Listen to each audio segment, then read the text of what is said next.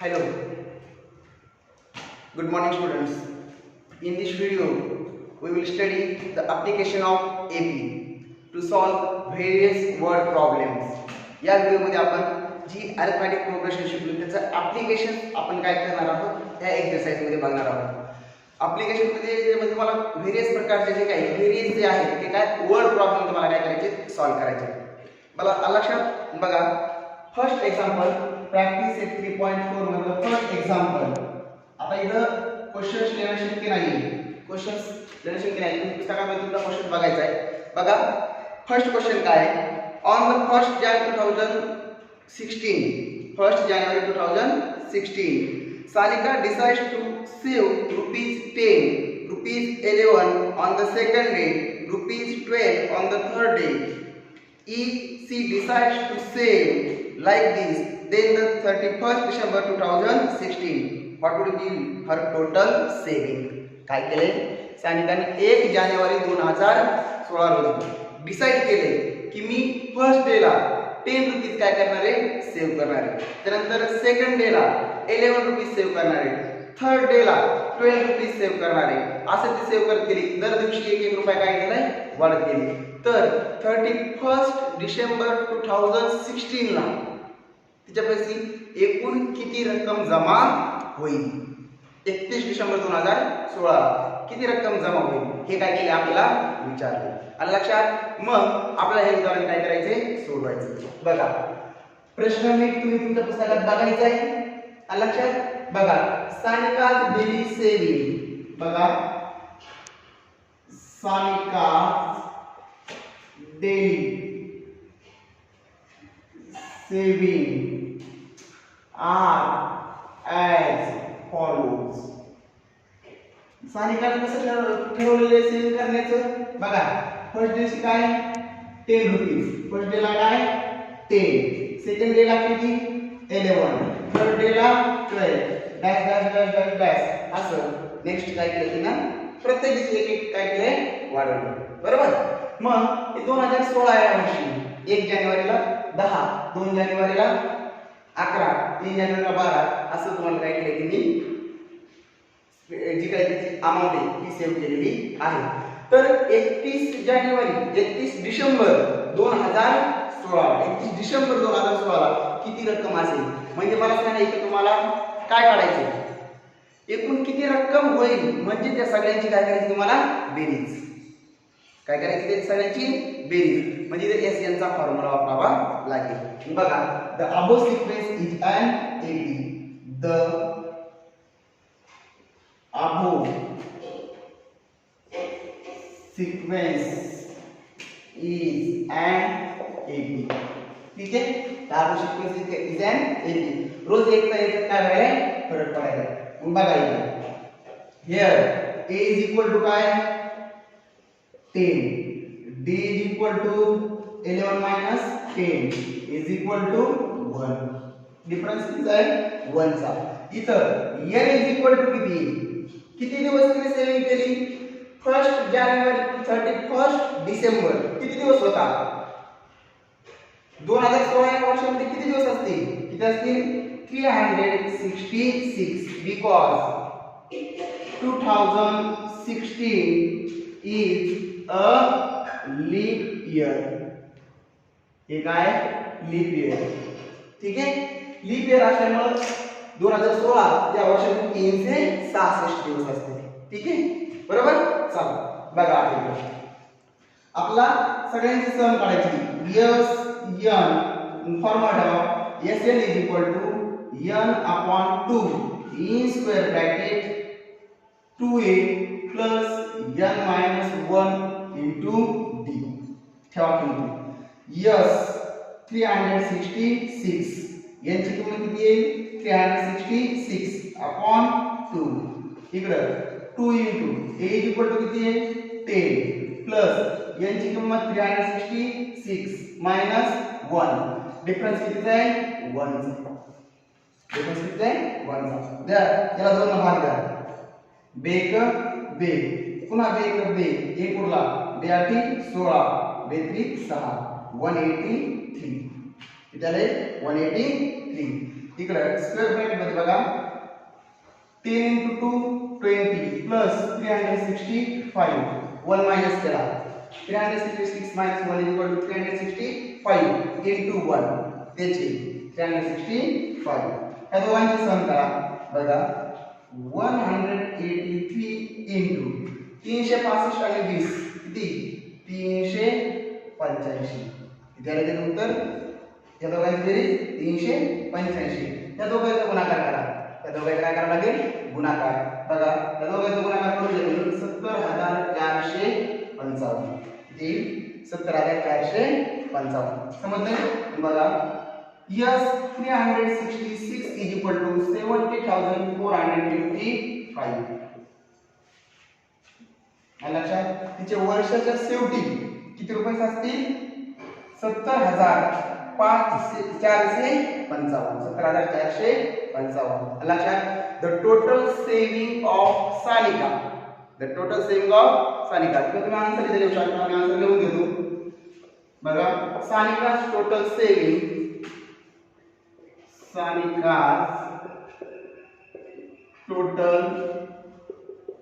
saving of 2016 in rupees 70,455 लक्षात तिची 31 डिसेंबर पर्यंत सेविंग किती होईल 70,455 तुम्ही असं पण लिहू शकता सानिका's total saving on 31st December 2016 31 डिसेंबर 2016 ला किती रुपये असतील 70,455 ठीक आहे समजलंय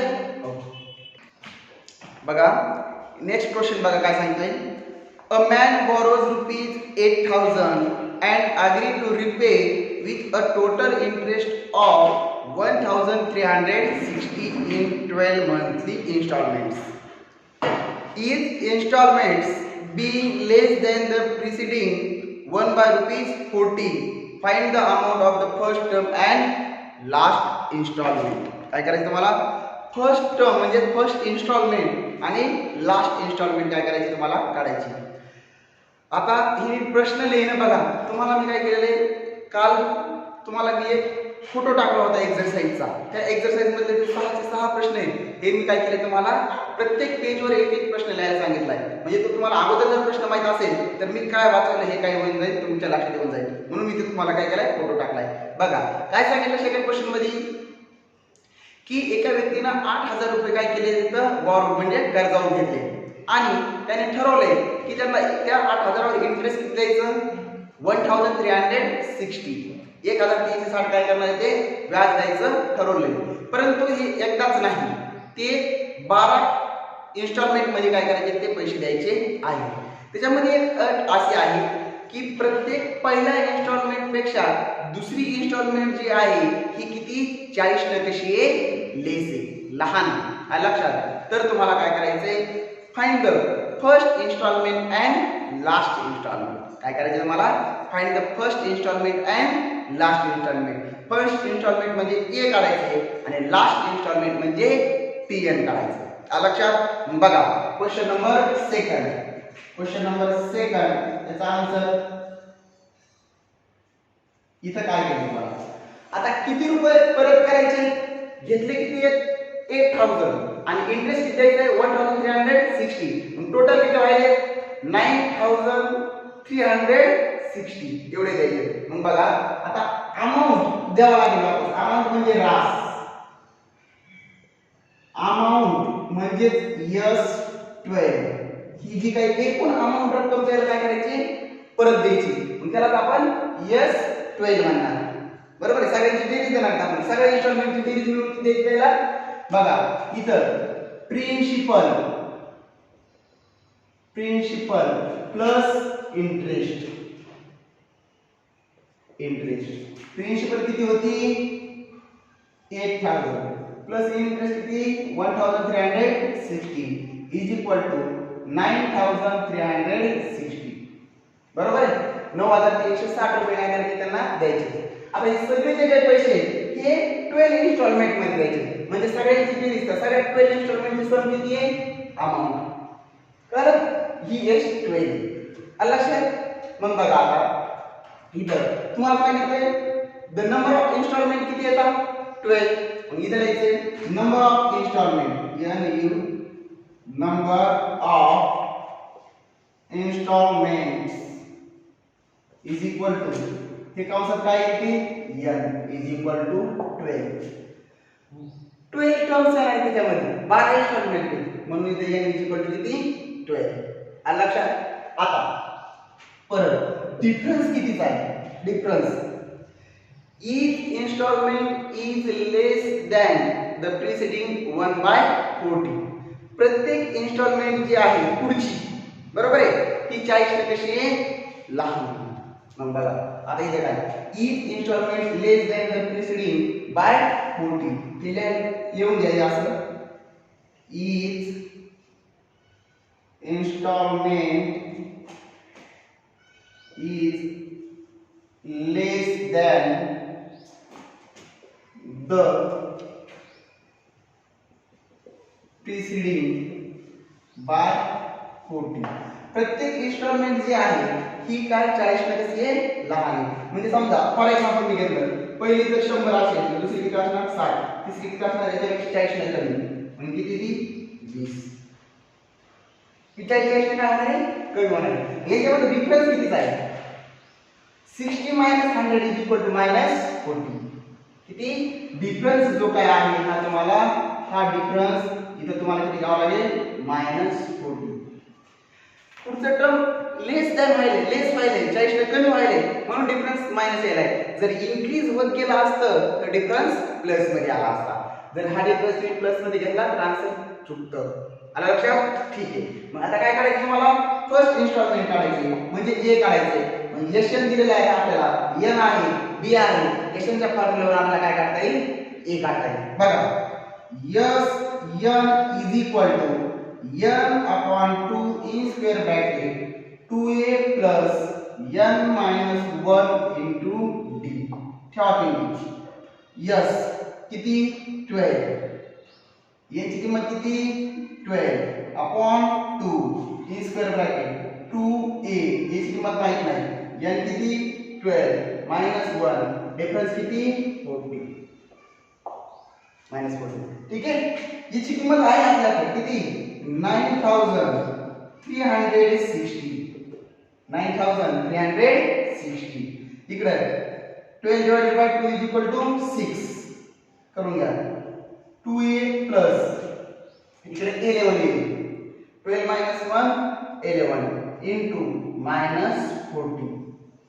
बघा तसा मला काय करा इकडे गुणाकाराने भागाकार करा 9360 upon 6 इकडे काय होईल बघा 2a प्लस मायनस मायनस 11 0 0 आणि 11 चौक 44 म्हणजे सूत्र किती झाले दोघांचे गुणाकार -440.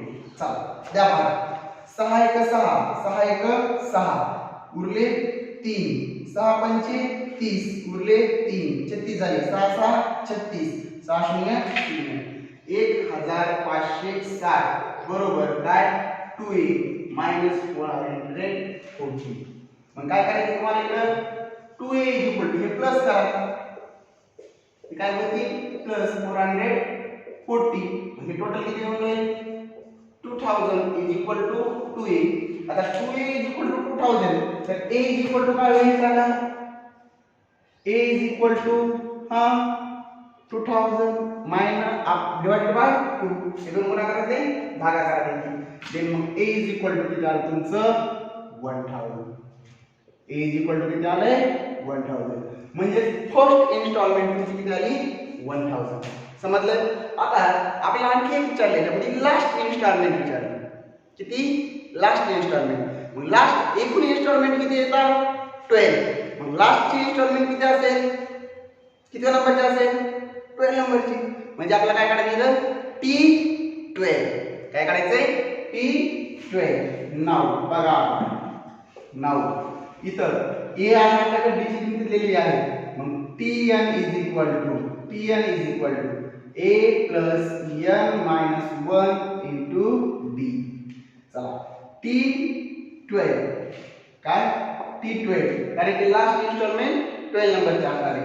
A इज इक्वल टू किती आहे 100 प्लस n किती आहे 12 मायनस 1 इथे डिफरन्स कितीचा आहे मायनस 40 चा.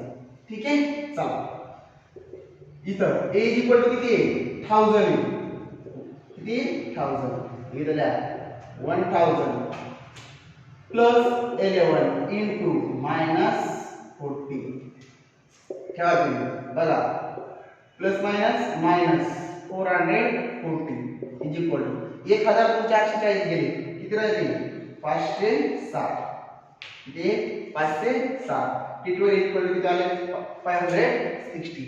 बघा पहिली इन्स्टॉलमेंट जी आहे ती 1000 आहे आणि दुसरी त्याच्यापेक्षा 40 ने कमी होणार 960 अशी कमी कमी कमी कमी होत जात. लास्ट हप्ता जो काय आहे तो किती असणार त्याला फक्त 560 असणार आहे. ठीक आहे आणि त्या सगळ्या 12 हप्त्यामध्ये मिळून 12 इन्स्टॉलमेंट मध्ये मिळून किती रक्कम दिली असेल त्याने त्या ज्याच्याकडून घेतले त्याला किती 9360 कळले. मग आपण फर्स्ट इन्स्टॉलमेंट पण काढली आणि लास्ट इन्स्टॉलमेंट पण काढली. आन्सर लिहा the first instalment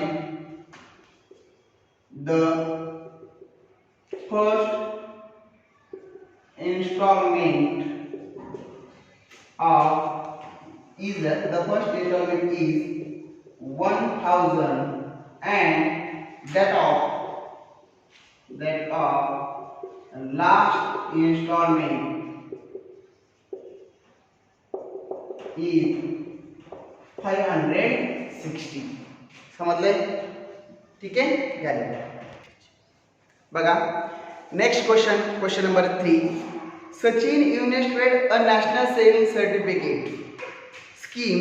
In the first year, he invested rupees 5,000 and the next year he invested 7,000 and third year he invested 9,000. So on. Find the total amount that he invested in 12 years. सचिनने काय केले national saving certificates या scheme मध्ये पहिल्या वर्षी 5,000 रुपये invest केले, त्याच्या दुसऱ्या वर्षी 7,000 रुपये इन्व्हेस्ट केले, तिसऱ्या वर्षी 9,000 इन्व्हेस्ट केले. याप्रमाणे काय केले त्याने इन्व्हेस्ट केलेले आहे. एकूण किती इयर्स इन्व्हेस्ट केले त्यांनी 12 इयर्स 12 महिने इन्व्हेस्ट केले. तर how many total amount invested in 12 years. सचिननं एकूण त्या 12 जे काही वर्ष आहेत त्या 12 वर्षामध्ये एकूण किती अमाऊंट इन्व्हेस्ट केली हे काय करायचं तुम्हाला काढायचे. टोटल अमाऊंट विचारले, फक्त 12व्या इयर्स मध्ये किती झाली हे नाही. जर फक्त 12व्या इयर्स मध्ये किती झाली हे विचारलं असतं तुम्हाला T12 काढावं लागलं असतं. पण सगळ्यांची टोटल अमाऊंट विचारली म्हणजेच S12 काढावं लागेल. काय काढावं लागेल S12. आलं लक्षात. मग बघा question number 3. Question number 3. Amount invested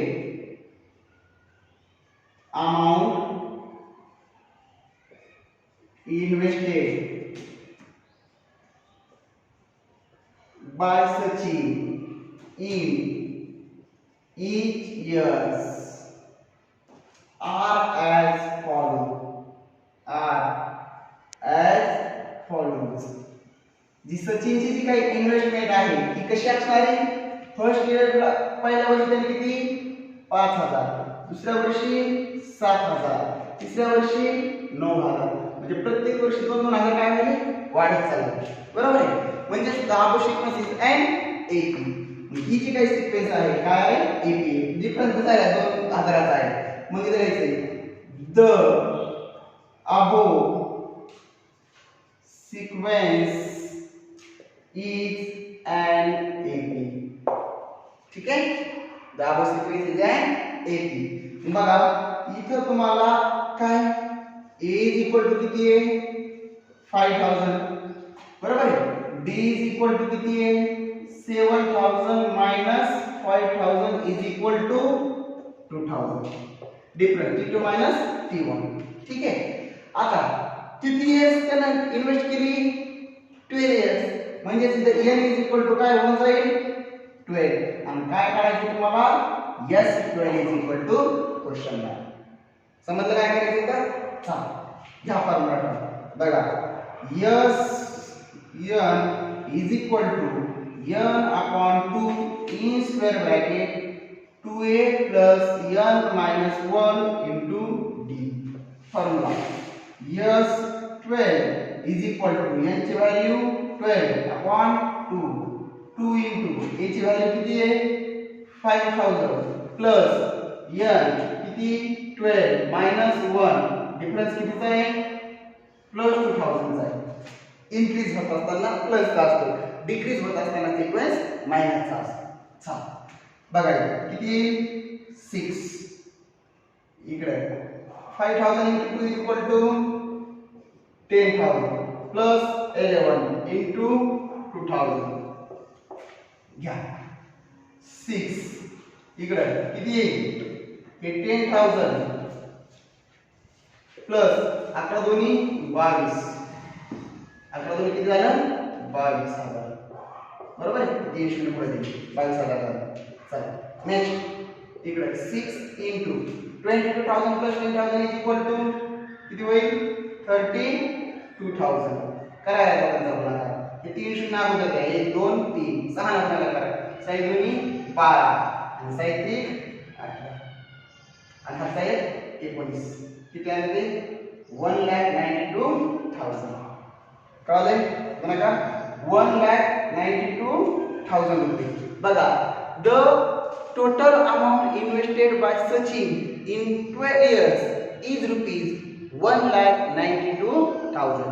सचिनची 12 वर्षानंतरची काही इन्व्हेस्टमेंट असेल ते किती असेल 1,92,000. उत्तर लिहिण्याची आवश्यकता आहे. The total investment of Sachin in 12 years is rupees 1,92,000. तुम्ही ते देऊ शकता. ओके बघा next question number 4. there is an auditorium with 27 rows in seats. एका ऑडिटोरियम मध्ये किती आहेत 27 रोज आहेत. ऑडिटोरियम म्हणजे काय आहे सभागृह. त्याच्यामध्ये किती येतं 27 काय येतात रोज दिले आहेत, अशा रांगा दिल्या आहेत. आपण बघितलं एका मोठ्या सभागृहामध्ये जे काही रांगा आहेत सीट्सच्या ते किती येतात 27 आहेत. there is a 20 seats in a first row and 22 seats in a second row and 24 seats in the third row and that is so on. काय केले पण तुकडा पाडलाय या प्रश्नाचा. बघा की एका सभागृहामध्ये एकूण 27 काय येतात पूर्ण सीटच्या रांगा येतात रोज येतात बरोबर. पहिल्या रांगेमध्ये 20 सीट आहे, दुसऱ्या रांगेमध्ये 22 सीट आहे, तिसऱ्या रांगेमध्ये 24 सीट्स आहेत. अशा प्रकारे काय केली त्या सीटची अरेंजमेंट केलेली आहे. आणि पुढे विचारले how many seats in the 15th row. How many seats in the 15th row की 15th जे काही 15वी जे काही लाईन आहे त्याच्यामध्ये किती सीट्स आहेत काय how many seats in the 15 रोज 15वी जे काही रो आहे लाईन आहे त्याच्यामध्ये एकूण किती सीट्स आहेत. And also how many total seats in an auditorium. आणि त्या पूर्ण सभागृहामध्ये पण किती सीट्स आहेत ते पण आपल्याला काय करायचे काढायचे. म्हणजे 15व्या रांगेमध्ये किती ते पण काढायचे आणि पूर्ण 27 जे काही रांग आहेत त्याचे मिळून किती ते पण काय करायचे आपल्याला काढायचं आहे. ठीक आहे चला बघा क्वेश्चन मध्ये काय सांगितलं कळलं. बघा क्वेश्चन नंबर 4. क्वेश्चन नंबर किती आहे 4 आहे. बघा the number of seats either the number of seats arranged row wise. आपण काय केलं असं जे काही सीट्स कशा अरेंज केलेले आहेत ते लिहून घेऊ. बघा the number of seats arranged row wise are as follows. त्यांची जी काही सीट्सची जी काही संख्या आहे ती कशी मांडणी करायची. फर्स्ट रो मध्ये किती येतात 20, सेकंड मध्ये 22, थर्ड मध्ये 24 डॅश डॅश डॅश डॅश. आता तुम्हाला विचारलंय की 15th जे काही रो आहे त्यामध्ये किती असणार. तुम्हाला काय करायचं सांगा 15th तुम्हाला इथं TN काढावं लागेल T15 काढावं लागेल. 15व्या रंगसंख्येपर्यंत एकूण किती ते नाही विचारलं. 15व्या जे काही रो आहे त्याच्यामध्ये एकूण किती ते विचारले. आलं का? म्हणजे आज ही जी काही पहिली रांग आहे, दुसरी रांग आहे, तिसरी रांग आहे, अशी इथं काय 15वी रांग असेल. त्या 15व्या रांगेत किती म्हणजे T15 काढायचं. कळलं? अगोदर आपण अगोदर काय करू T15 काढू. चला बघा. मग इथं the above sequence is N 80 लिहून घ्या तुम्ही. ठीक आहे? चांगला ऐकलं पाहिजे. Here A is equal to 20, D is equal to काय 22 minus 20 असं दाखवता लागेल डिफरन्स. डायरेक्ट दोन लिहू नका. ठीक आहे? चला. आणि n is equal to किती घ्यावं लागेल? n is equal to 50 and then T15 is equal to question mark. ठीक आहे? चला. मग इथं ठेवा Tn is equal to Tn चा formula A plus n minus 1 into B. T15 is equal to A is equal to किती 20 plus n ची किंमत 15 minus 1 डिफरन्स कितीचा आहे 2 चा. ठीक आहे? चला. इधर 20 plus 14 into 2 20 plus 14 दोन्ही 28 20 अधिक 28 बरोबर 48. T15 म्हणजे 15व्या क्रमांकाची जी काही रो असेल त्या 15व्या क्रमांकाच्या रो मध्ये किती असणार आहे तर 48. मग द नंबर ऑफ सीट्स इधर ठेवून टाकूया आन्सर बघा. The number of seats in 15 rows is 48. त्या सभागृहामधल्या 15वी जी काही रो आहे त्या 15व्या रो मध्ये किती सीट्सची संख्या आहे किती येतात 48. आलं लक्षात? आणि याच्यामध्ये दुसरा प्रश्न विचारलेला आहे की how many total seats in an auditorium. काय ते जे काही एक सभागृह आहे त्याच्यामध्ये एकूण सीटची संख्या किती ती विचारले. मग आता मात्र आपल्याला इथे काय करावं लागेल सगळ्यांची सम करावी लागेल. असं नाही विचारलं की 27वी जी काही रांग आहे शेवटची त्याच्यामध्ये किती सीट्स आहेत हे नाही विचारलं. काय एकूण 27 ऑडिटोरियम मध्ये म्हणजे पूर्ण सभागृहामध्ये एकूण किती चेअर्स आहेत सीट्स आहेत ते विचारले. म्हणून तुम्हाला इथे काय करावं लागेल यस यस. ठीक आहे? चला बघा इथं नाव ह्या किती लिहून घेऊ शकतो किंवा डबल इथे वापस लिहू शकता. A is equal to 20, D is equal to 2, n is equal to किती घेता नाही का 27 because there are 27 rows in an auditorium. एकूण किती रोज आहेत सभागृहामध्ये 27. सगळ्यांची बेरीज करायची म्हणून n is equal to किती 27 आणि काय करायचंय yes 27. Fine yes 27 is equal to question mark. ठेवा फॉर्म्युला बघा yes n is equal to n upon 2 in square bracket 2a plus n minus 1 into d. Formula व्यवस्थित पाठ करून घ्या. बघा yes 27 ठेवा याची किंमत 27 upon 2 याची किंमत किती आहे 2 into 20 प्लस याची किंमत येते किती 27 minus 1 डिफरन्स कितीचा आहे 2 चा. ठीक आहे? चला बघा 27 upon 2 इकडं 40 प्लस 26 उरले 27 गुणिले केलं 26 26 दोन्ही 52 26 दोन्ही किती 52. चला इकडं बघा 27 छेद 2 इकडं गुणिले या दोघांची बेरीज 52 अधिक 40 बरोबर किती 92. भाग काय करा 2 एक 2 त्याला भाग द्या किती 46. 27 गुणिले 46 यांचा गुणाकार 27 गुणिले 46. ठीक आहे? चला 27 गुणिले 6 27 सकल 162 बरोबर. 162 ला 2 हातच्याले 16 27 चौक 27 चौक 108 27 चौक किती 108 108 आणि 16 16 ला 24 म्हणजे 124. ठीक आहे 1242. त्या टोटल जे काही तुमचं ऑडिटोरियम तिथे नंबर ऑफ सीट्स किती असेल 1247. मग तुम्हाला इथं लिहावं लागेल there are 1242 seats in an auditorium. ठीक आहे? समजलंय? बघा नेक्स्ट क्वेश्चन नंबर 5. हा महत्त्वाचा प्रश्न आहे, नीट लक्ष द्या. इथं क्वेश्चन नंबर 5 काय सांगितलंय, Kargil's temperature was recorded in a week from Monday to Saturday. All readings were in AP.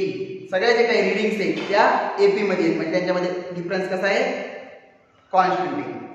The sum of the temperatures of Monday and Saturday was 5 degree more than the temperature of Tuesday and Saturday. खूप महत्वाची condition आहे, नीट लक्ष द्या. The sum of the temperature of Monday and Saturday was 5 degrees Celsius more than the sum of the temperatures of Tuesday and Saturday. If temperature of Wednesday was minus 30 degrees Celsius, then find the temperature of the other 5 days. काय केले तुम्हाला बघा, महत्वाचा प्रश्न आहे तुम्हाला इथं हा बघायचा आपल्याला, की एक कारगिल जे काही शहर आहे त्या शहर मधल्या मंडे टू सॅटरडे म्हणजे सोमवार पासून शनिवार पर्यंत काय टेम्परेचर दिलेलं आहे, ते टेम्परेचर AP मध्ये आहे असं सांगितलंय. आणि जी काही एक इम्पॉर्टंट जी काही कंडिशन दिलेली आहे, the temperature of Monday and Saturday is 5 more than the Tuesday and Saturday. सोमवार आणि शनिवारचं जे काही दोघांची टेम्परेचरची बेरीज आहे, बरोबर, त्या दोघांची बेरीजचं जे काही टेम्परेचर आहे ते मंगळवार आणि शनिवार यांच्या टेम्परेचर पेक्षा 5 न जास्त आहे. आणि बुधवारचं टेम्परेचर दिले तुम्हाला वेडनेसडे किती, -30 डिग्री सेल्सिअस. तर find the temperature of the other 5 days. तर उरलेल्या 5 दिवसाचं जे काही टेम्परेचर आहे हे तुम्हाला काय करायचंय, काढायचंय. नीट लक्ष द्या. आता हे ऍप्लिकेशन ऑफ AP चालू आहे. मी तुम्हाला सांगितलं होतं, जर समजा 3 टर्म्स असतील तर काय कशाने करायचे, 4 टर्म्स असतील तर काय कशाने करायचे, 5 टर्म असतील तर काय कशाने करायचे. मग बघा इथं 5 टर्म्स पाहिजे, मंडे टू काय सॅटरडे, त्यामध्ये एका दिवसात तुम्हाला दिलेला आहे. ठीक आहे, मग बघा इथं क्वेश्चन नंबर 5 बघा, let the temperature from Monday to Saturday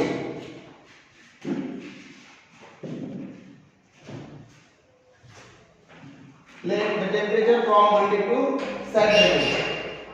B काय कसं करू आपण, A मंडे, त्याच्यानंतर काय A plus D, त्याच्यानंतर A plus 2D, A plus 3D बघा, त्याच्यानंतर A plus 4D, A plus 4D and A plus 5D. किती दिवस झाले बघा, इधर Monday, Tuesday, Wednesday, Thursday, Friday and Saturday. बरोबर आहे, मंडे टू सॅटरडे. लिहून काय वाटलं तुम्हाला, मग काय हे मंडे शॉर्टकट मध्ये लिहितो, मंडे हे काय ट्यूसडे, हे वेडनेसडे, इकडे हे काय थर्सडे, इकडं फ्रायडे आणि हे काय सॅटरडे. ठीक आहे, हे दिलेलं आहे. आता याच्यामध्ये तुम्हाला काय सांगितलं, एक कंडिशन दिलेली, तुम्हाला वेडनेसडेचं टेम्परेचर दिलेलं आहे -30 डिग्री सेल्सिअस. बरोबर आहे, पण जी एक कंडिशन दिलेली आहे ती कंडिशन खूप महत्त्वाची आहे. आता तुम्हाला एका दिवसाचं दिलेलं आहे -30 डिग्री. ठीक आहे, तर अदर 5 डेजचं काढायचं. काय करावं लागेल, अदर 5 डेज काढण्यासाठी मंडेचं काढण्यासाठी आपल्याला A ची व्हॅल्यू काढावी लागेल, ट्यूसडेचं काढण्यासाठी काय A आणि B ची व्हॅल्यू काय करावी लागेल, प्लस करावी लागेल. म्हणजे A आणि B ची जर व्हॅल्यू काढली तुम्ही तर तुम्हाला काय होऊन जाईल, सगळ्यात अदर 5 डेजचं टेम्परेचर काढता येईल. मग ते काढण्यासाठी तुम्हाला एक कंडिशन दिली बघा, अकॉर्डिंग टू फर्स्ट कंडिशन. बघा इथं according to the first condition काय फर्स्ट कंडिशन बघा, the sum of the Monday and Saturday, the sum of the temperatures of Monday and Saturday is 5 more than the sum of the Tuesday and Saturday. नीट लक्षात घ्या. मी मुद्दाम समजण्यासाठी तुम्हाला असं लिहितो. कोणाकोणाची? The sum of the Monday and Saturday. ठीक आहे. ही 5 मोर आहे. 5 मोर दॅन कोणापेक्षा? कोणाच्या समपेक्षा? Tuesday and Saturday. ट्यूजडे ची कोणती आहे? इधर ट्यूजडे घेऊ प्लस इधर काय घेऊ? सॅटरडे. ठीक आहे. इक्वल आहे का? असं म्हणले का मंडे आणि सॅटरडे चे ट्यूजडे सॅटरडे इक्वल आहे? नाही. ही 5 ना काय आहे? मोर आहे. म्हणल्यावर इच्यात प्लस 5 करायला लागेल. काय करायला लागेल? तर प्लस 5. तेव्हा ते इक्वल होईल. मग लिहा मंडेचं काय आहे? a प्लस सॅटरडेचं काय आहे? a plus 5b is equal to ट्यूजडेचं बघा काय? a plus b. ट्यूजडेचं काय? a प्लस b प्लस सॅटरडेचं काय आहे? a प्लस 5b आणि प्लस 5. हे 5 मोर होतं म्हणून याच्यात 5 ऍड केलं. काय झालं? इक्वल. बघा इकडे ह्या सगळ्याला मायनस करायचं. अगोदर कसं लक्षात द्या. a प्लस 5b हे मायनस a होईल, हे मायनस b होईल. त्याच्यानंतर परत हे मायनस a हे minus 5b sorry 5d is equal to 5. हे इकडे सगळं मी प्लस करायचे इकडे मायनस आणि 5 इज इक्वल टू इकडे इकडे. बघा काय करायचं. Plus 1 minus plus a minus a cancel. त्याच्यानंतर plus 5d minus 5d cancel.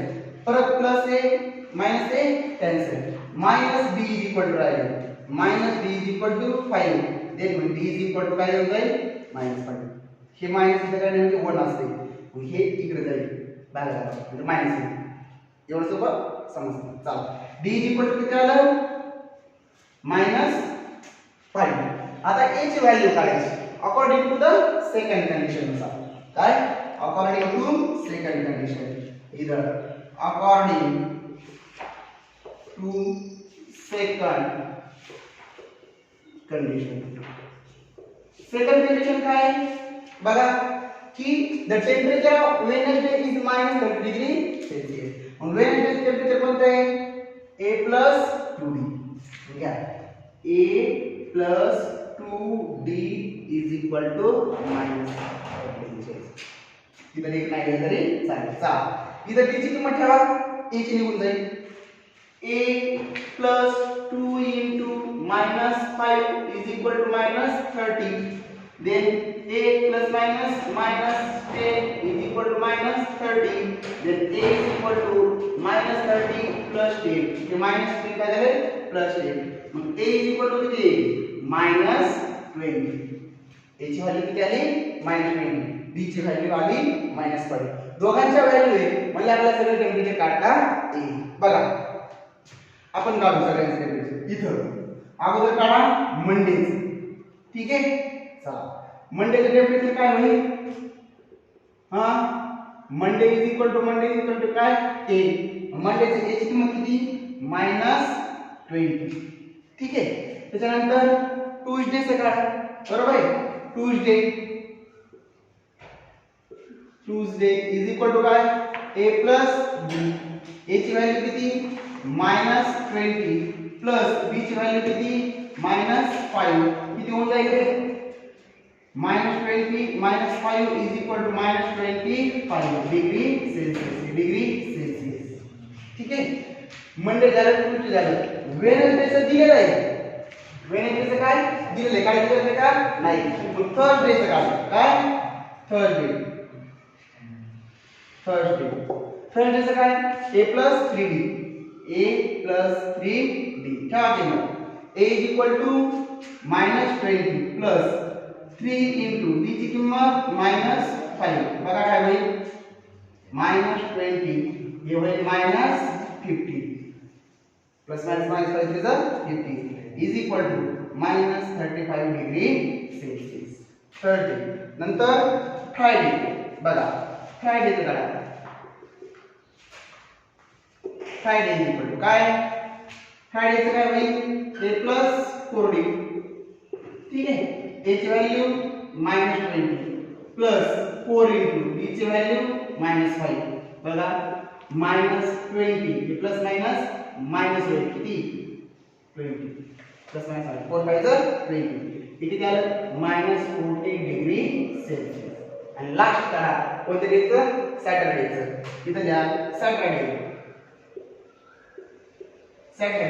काय a plus 5 a is equal to -20 plus 5 into d ची व्हॅल्यू -5 बघा -20 plus -25 is equal to -45 degree Celsius ठीक आहे चला बघा the temperature of other 5 days are the temperature of other 5 days are कोणती -20 degree Celsius -25 degree Celsius -35 degree Celsius -40 degree Celsius and -45 degree Celsius याच्यामध्ये व्हेरिएशनचं आपण घेतलेलं नाही कारण की ऑलरेडी दिलेलं आहे लिहिता येईल तुम्हाला खाली उत्तर काय लिहिता the temperature of other 5 days are -20 degree Celsius -25 degree Celsius so on पुढचं पाहून तुम्ही लिहू शकता ओके बघा last question number 6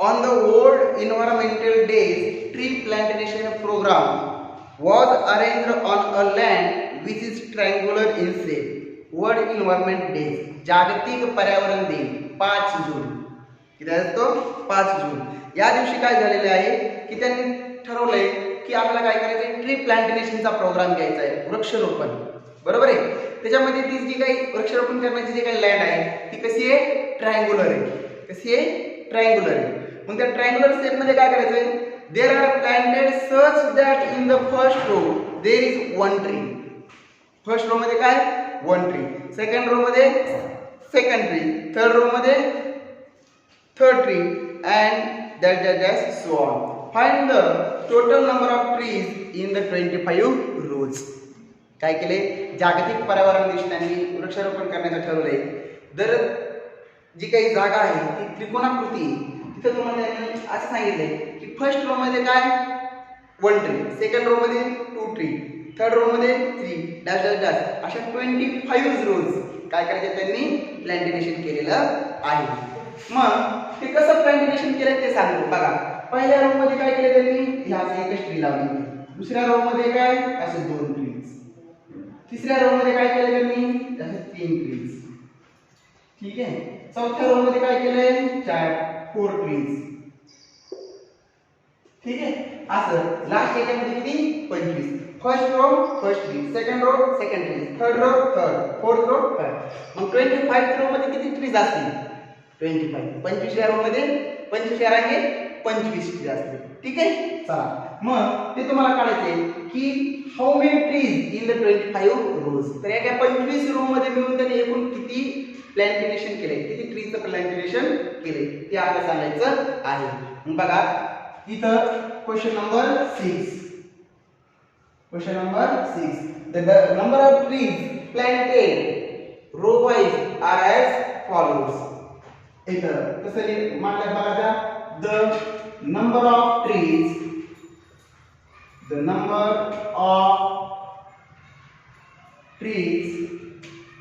planted row wise are as follow कशी मांडणी केली बघा पहिल्याच्यात 1 दुसऱ्याच्यात 2 तिसऱ्याच्यात 3 चौथ्याच्यात 4 डॅश लास्ट 25 च्यात 25 नाही लिहिलं तरी चालते ठीक आहे चला आता सगळ्यांची बेरीज करायची म्हणजे हे शेअर काढायचं ठीक आहे here the above sequence is N AB म्हणजे here A is equal to 1 D is equal to T2 minus T1 is equal to 1 here N is equal to 25 because there are 25 rows in an plantation program त्या plantation programme मध्ये किती 25 काय तर रोज आहेत इथं लास्टला काय तर 25 सगळ्यांची सम काढायची सगळे एकूण प्लांट ट्रीज काढायचे म्हणजे सम काढायला लागेल इथं फॉर्म्युला वापरावा लागेल तुम्हाला SN चा SN is equal to N upon 2 in square bracket 2a plus n minus 1 into d. ठीक आहे. चला s किती 25, n ची व्हॅल्यू किती 25 अपॉन 25 आणि अपॉन 2 इकडे 2 into a ची व्हॅल्यू 1 प्लस n ची व्हॅल्यू 25 मायनस 1 डिफरन्स कितीचा आहे 1 चा. ठेवा तुम्ही. चला 25 upon 2 plus 24 2 1 is 2 25 minus 1 is equal to 24 into 1 is equal to 24 then 25 upon 2 into 26 25 plus 2 is equal to 24 plus 2 is equal to 26 2 1 is 2 2 1 is 2 2 3 is 6 25 into 30 25 गुणिले 13 करा 13 पाची 65 चाले 6 ते दोन्ही 26 आणि 6 किती 32 किती आले ते 325 जे एकूण 25 जे काही तुमचे रांगा आहेत त्या 25 रांगांमध्ये एकूण जे काही घरांची संख्या किती 325 आन्सर काय लिहितो answer the total number of trees in 25 rows is 325 बघा the total number of trees in 25 row is 325. इथं जे काही आहे आपली एक्सरसाइज आहे 3.1 काय संपली. इथं आपला हा पूर्ण चॅप्टर संपलेला आहे. नेक्स्ट पिरियडला आपण प्रॉब्लेम शिकतो. चालतंय.